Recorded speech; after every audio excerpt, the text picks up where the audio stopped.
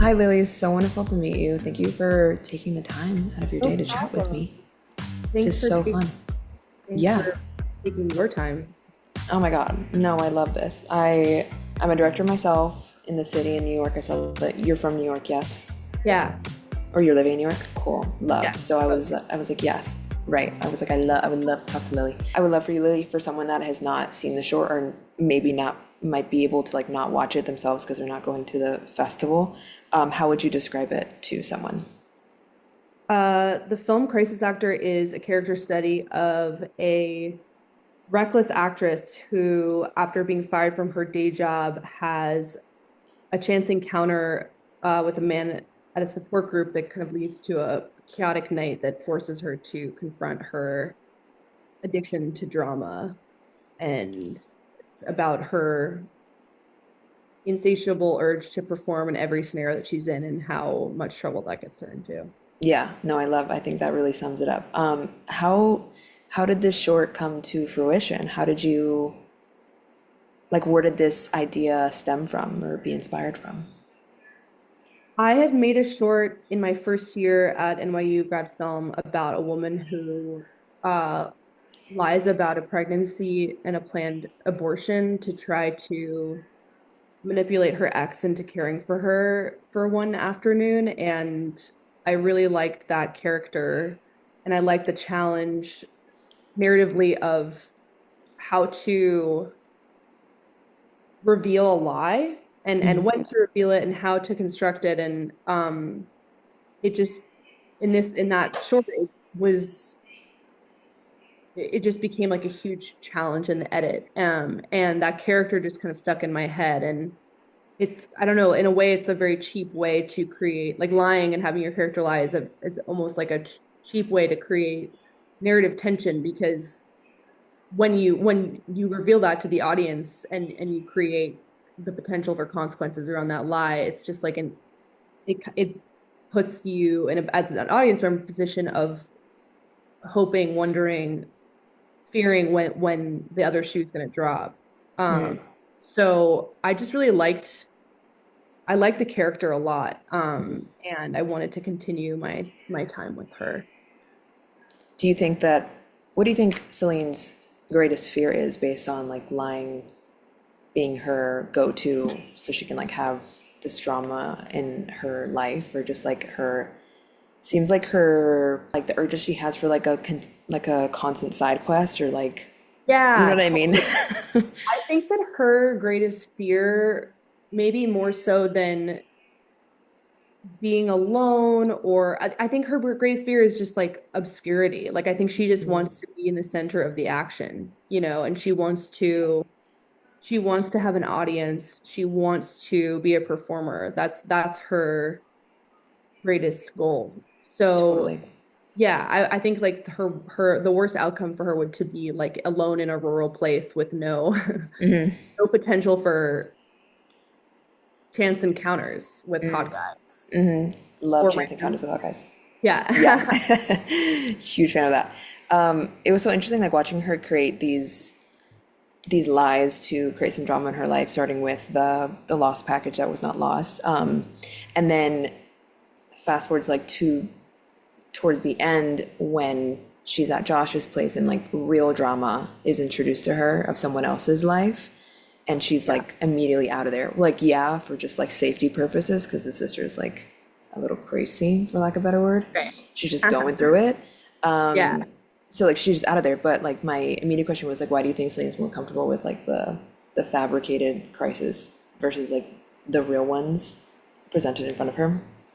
Yeah, I think that in her life thus far, she has been the source of that kind of conflict. So, and it's always been put on to some extent, right? Or it's Yeah. always been heightened through her own performance of that scenario. So when she has no control over the escalation or the expression of the conflict, I think it scares her a lot and kind of brings her down to earth.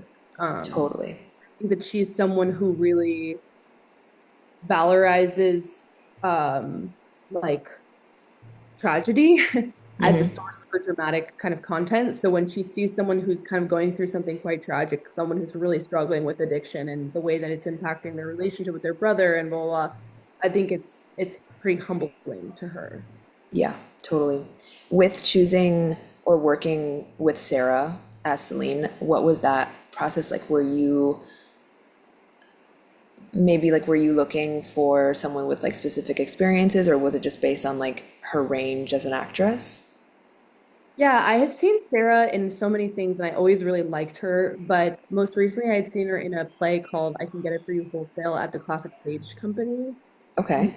And I'd never seen her perform live, but she just really grabbed me. And she just has incredible, she's a comedian, you know. She has incredible comedic sensibility and I wanted to kind of show that to people. I mean, she obviously that sounds like I'm saying she's never been a comedic role before. That's of course not true, but um I yeah, I just kind of saw her in that play and knew I wanted to work with her pretty immediately and I was super lucky that she agreed to do it. Totally. I think she has really good comedic timing. Yeah. Totally, yeah. And like watching her go through so much on like the emotional spectrum, I'm like, this looks like such a fun role to play. Like she did so much in a Yeah. span of like 12 minutes. Yeah, we had fun. Yeah, that looks like so much fun. Do you see a story like this being portrayed in like a longer form, in like a feature, or is it something that you want to keep maybe contained? Yeah, I'm working on the feature adaptation as we speak. I definitely Nice. want to adapt it into the future. That's Amazing. Amazing. That's what I like to hear. Um, I also had a quick question about like the music, the score of the short. What is that process like for you? Because I feel like I was so involved in the story that like after the first few minutes of like the I'm just gonna call it like the piano music in the beginning, yeah. I like I like couldn't remember if there was more music later because it was just like Yeah. adding to like the feeling in the story. What was the like process and choice of the music behind the short?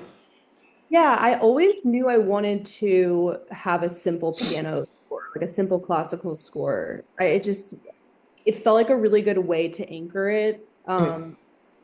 You know, like to because I didn't want it to I think that the contrast between a more classical score and a more comedic tone has a really nice way of grounding the film.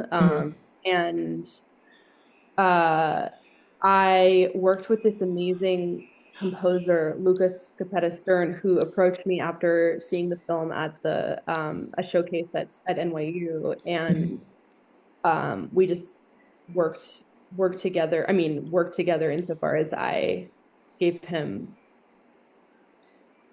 scores that I liked, but I mean, Luca just completely killed it. And he's a trained classical pianist, so I got really lucky in that respect. And then my credit song is a dear friend of mine, Anna Schwab, who has a pop project called Sadie, and she very generously gave me her song, an unreleased song Oh my for the God. credit. Um, Yeah. so yeah, I mean, I'd never worked with a composer before. I'd never done an original score, and that was a huge highlight for me. It was so Yeah, that's fun. amazing.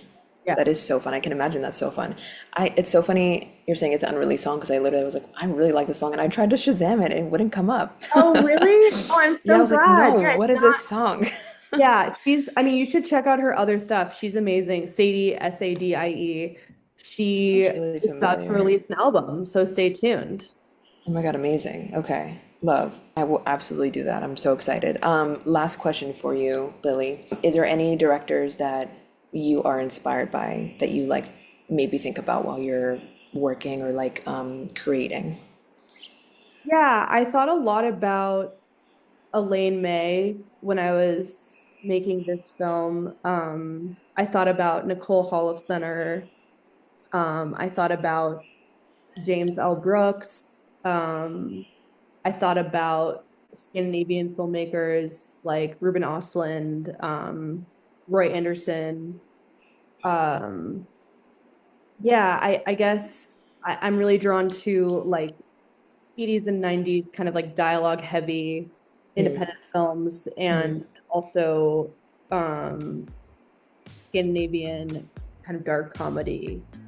Love. Yeah, I feel like all of that is very much reflected. I see the influences. Thank you. That means a Yeah. lot. Oh my gosh, yeah. I'm so excited for you, Lily. Thank you so much for taking the time. Thank you so much, Um, Savannah. I really appreciate yeah. you watching the film. Oh my gosh, yeah. I love to support. Hopefully I'll see you at Sundance I would somewhere. love I don't that. know. Yeah, definitely. Okay, so fun. I hope you guys, both of you guys, Lily and Amanda, have a wonderful day. You too. And thank you for sharing.